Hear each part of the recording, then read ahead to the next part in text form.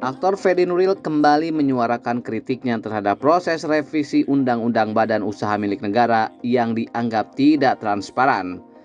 Ia menyoroti minimnya akses terhadap dokumen resmi dalam rapat dengar pendapat umum yang melibatkan para akademisi dan ekonom. Kritik tersebut disampaikan Fedi Nuril di akun X pribadinya Rabu 26 Februari 2025. Menurutnya, meskipun DPR mengundang 3 akademisi dan ekonom untuk berpartisipasi dalam diskusi tersebut, mereka tidak diberikan akses terhadap draft rancangan revisi undang-undang maupun daftar inventarisasi masalah yang seharusnya menjadi dasar pembahasan. Kondisi ini memicu pertanyaan mengenai transparansi proses legislasi yang berkaitan dengan kebijakan strategis negara. Kritik tersebut semakin menguat setelah muncul kabar bahwa akademisi yang diundang dalam RDPU seperti Toto dan Yuli tidak mendapatkan kesempatan untuk melihat dokumen-dokumen tersebut selama pertemuan berlangsung. Hal ini menimbulkan dugaan bahwa revisi Undang-Undang BUMN dilakukan tanpa partisipasi publik yang memadai. Selain menyoroti revisi UU BUMN, Fedi juga merespons pernyataan Luhut Binsar Panjaitan terkait pengelolaan Danantara, lembaga baru yang bertanggung jawab atas dana investasi negara. Luhut sebelumnya menegaskan bahwa Danantara tidak akan dikelola oleh individu yang memiliki kepentingan khusus atau titipan dari pihak tertentu. Namun, Fedi Nuril mempertanyakan klaim tersebut, mengingat adanya keterkaitan keluarga antara Luhut dan beberapa pejabat yang masuk dalam struktur kepemimpinan Danantara.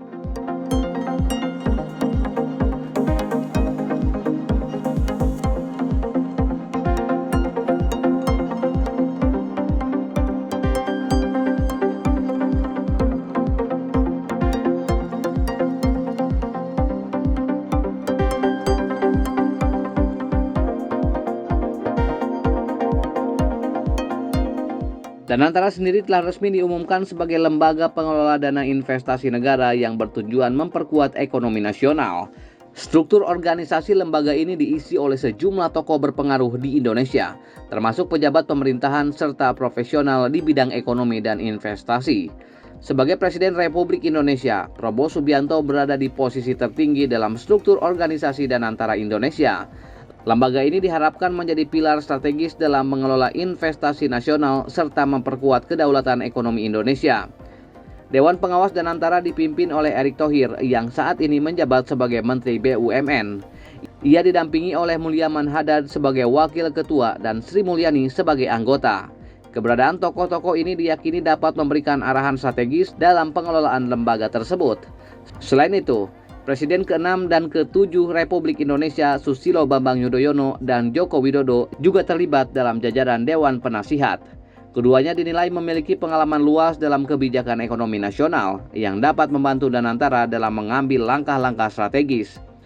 Untuk menjamin transparansi dan akuntabilitas, pengelolaan Danantara akan diawasi oleh beberapa lembaga negara, termasuk Badan Pemeriksa Keuangan, Badan Pengawas Keuangan dan Pembangunan, Komisi Pemberantasan Korupsi, Kejaksaan Agung, serta Pusat Pelaporan dan Analisis Transaksi Keuangan.